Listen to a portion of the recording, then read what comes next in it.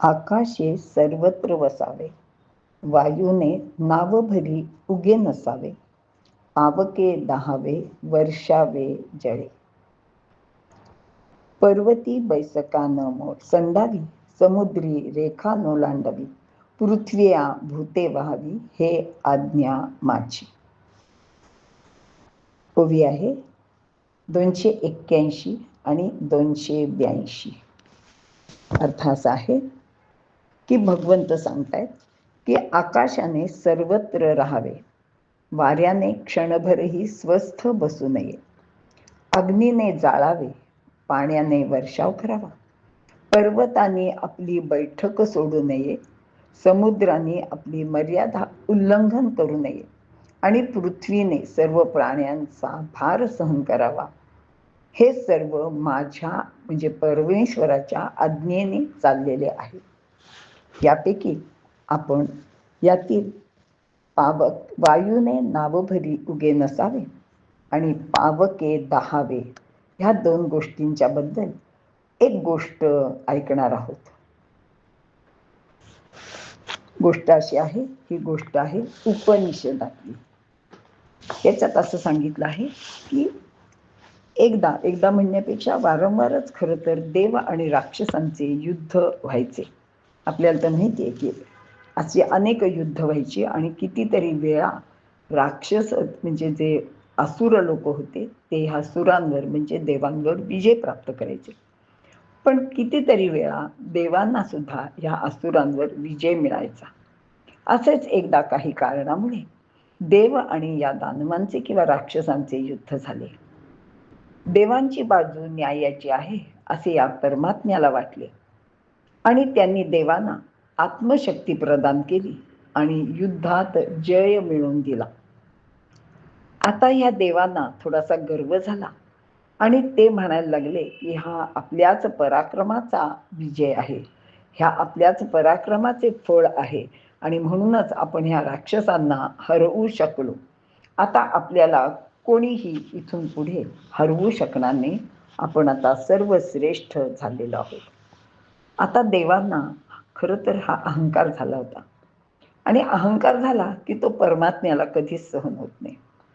मग काय देवाने ठरवले की ह्या म्हणजे परमात्म्याने असं ठरवलं की ह्या सगळ्यांचा जरा अहंकार आपण उतरवायचा, कमी करायचा आणि त्यांची चूक त्यांच्या लक्षात आणून द्यायची.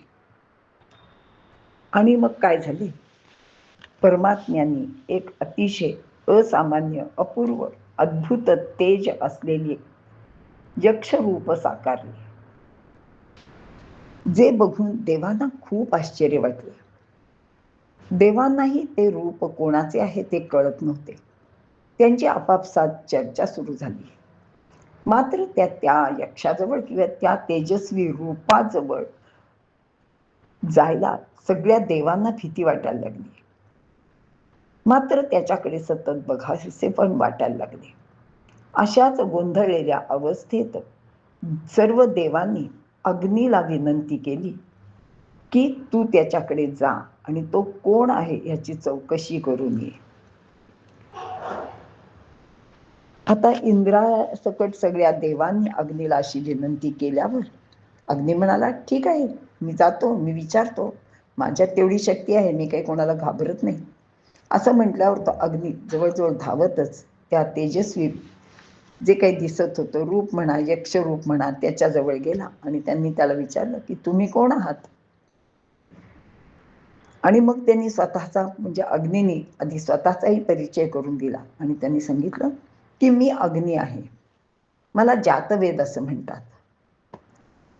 आता त्या यक्षांनी त्याला विचारलं की हो का, पण मग तुझ्यात सामर्थ्य काय आहे. तो म्हणला, अहो काय विचारता काय, मी जातवेद, मी अग्नी आहे, ह्या सगळ्या अख्ख्या जगाला, पृथ्वी तलाला सगळ्यांना जाळून टाकण्याचं सामर्थ्य माझ्यात आहे. हे ऐकल्यावर तो यक्ष अक्षरशः मनातल्या मनात हसला आणि त्यांनी काय केलं, तिथे एक गवताची अगदी वाळलेली साधी काडी असते छोटीशी अशी, ती त्याच्या पुढ्यात टाकली आणि तो म्हणाला की ठीक आहे, तू पृथ्वीला वगैरे जाळू शकत असेल तर जाळ, पण मला त्याच्या आधी ह्या काडीला जाळून दाखव. म्हणजे मग मला कळेल की खरंच तुझ्यात किती सामर्थ्य आहे ते. अग्नी म्हणाला, आता काय कमाल आहे, एवढीशी काडी जाळायला मला कशाला सामर्थ्य हवंय. म्हणून तो त्या काडीला जाळायचा प्रयत्न करायला लागला. ती काडी काही पेट घेईना. शेवटी अग्नीने आपली संपूर्ण शक्ती पणाला लावली, पण ती गवताची काडी काही त्याला जाळता आली नाही. ते पाहून अग्नी खूप खजील झाला आणि तो खाली मान घालून निघून आला आणि देवतांना म्हणाला की तो कोण आहे हे जाणण्यास मी अगदी असमर्थ ठरलो. अग्नीला स्वसामर्थ्याचा खूपच अहंकार झाला होता आणि म्हणूनच परमात्म्याने ती साधी क्षुल्लक काडी त्याच्यासमोर टाकली होती आणि ती त्याला जाळता आली नाही. आता हे झाल्यावर वारा आला. वाऱ्याला सांगितलं की तू जा रे बाबा, तू सगळ्यांना जीवन देतोस, तुझ्याचमुळे अग्नी प्रज्वलित होतो. अग्नी यक्षाला ओळखू शकला नाही, पण तुलाही काम सहज जमेल. तू त्याची माहिती मिळव, तो कोण आहे ते तू जाणून घे. आता जे काम अग्नीला जमले नाही ते माझ्यावर, म्हणजे वायू म्हणतो, माझ्यावर सोपवण्यात आले आहे. तो अगदी आत्मविश्वासाने आणि थोडासा आपण म्हणतो ना गर्वानेच किंवा अहंकाराने सुखावला आणि तो त्या यक्षाजवळ गेला. त्यांनी त्या दिव्य यक्षाला विचारले की आपण कोण आहात. मात्र त्या यक्षाने त्या वाऱ्याला म्हणजे वायूला विचारलं की अरे मी कोण आहे ते तुला नंतर कळेल, पण तू कोण आहेस ते मला आधी सांग. तो म्हणाला की मी मातरिश्वा, आईच्या अंगावर खेळणारा या नावाने ओळखला जातो. अंतरिक्षात मीच वावरतो आणि ह्या सगळ्यांना प्राण देण्याचं कामही माझंच आहे. माझे नाव मला वायू असेही म्हणतात. यक्षरूपी परब्रह्माने त्याला विचारले, हो का, पण मग तुझ्यात सामर्थ्य काय आहे. वायू म्हणाला, या पृथ्वीवर जे जे काही आहे ते मी सहज ओढून नेऊ शकतो, इकडचं तिकडे नेऊन टाकू शकतो, इतकं सामर्थ्य माझ्याजवळ आहे. आता परब्रह्माला काय ते कळलं आणि त्यांनी तीच काडी जी होती, जी अग्नीपुढे टाकली होती, तीच काडी त्या वायूच्या समोर ठेवली आणि त्याला सांगितलं की ही काडी आहे, ही तू फक्त इकडून तिकडे उडवून दाखव किंवा नेऊन दाखव. आता त्या अग्नीप्रमाणेच हा वायू सुद्धा मनातल्या मनात हसला आणि तो म्हणला, एका फुंकरीचं सुद्धा काम नाही, साध्या फुंकरीने ही गवताची काडी मी कुठच्या कुठे नेऊन टाकू शकतो. आणि मग त्यांनी पाहायला सुरुवात केली. ते आपली शक्ती त्या काडीला लावली, पण ती काही काडी हालेना. अगदी सर्व शक्तीनिशी त्यांनी आपलं सर्वस्व तिथे पणाला लावलं, पण ती काडी अक्षरशः एक कण सुद्धा इकडची इकडे सरकली नाही, हल्ली नाही, उडून तर गेलीच नाही. आता मात्र त्या वायूलाही असं त्या अग्निप्रमाणित झालं आणि तोही त्या यक्षाला ओळखू शकला नाही. तेव्हा सगळे देव म्हणाले की अरे हे काहीतरी खूपच अद्भुत आहे. इंद्र म्हणाला, आपण यक्षाकडे जाऊया. आता यक्षाकडे जाऊया असं म्हटल्यावर इंद्र आला हे पण तो यक्ष गुप्तच होऊन गेला. आता मात्र देवांना आणि इंद्राला लक्षात आलं की हे जे काही आहे हे सगळं काहीतरी अघटित आहे, हे सगळं वेगळं आहे आणि इथे आपला अहंकार किंवा आपलं शहाणपण, आपली शक्ती काहीच चालणार नाही. आणि मग सगळ्या देवांनी आणि इंद्राने त्या रूपाची, ते जे अदृश्य झालं होतं किंवा ते जे आधी यक्षरूप प्रगटलं होतं त्याची त्यांनी खूप स्तुती करायला सुरुवात केली. आणि ते म्हणले की आम्हाला चुकलं, आम्हाला जे काही म्हणजे आम्हाला गर्व झाला होता थोडासा आमच्या शक्तीचा, तर ती आमची चूक झाली. आता जर विचार केला तर तूच आमचा नेता आहेस, तुझ्यावरच आमचा सगळा भार आहे.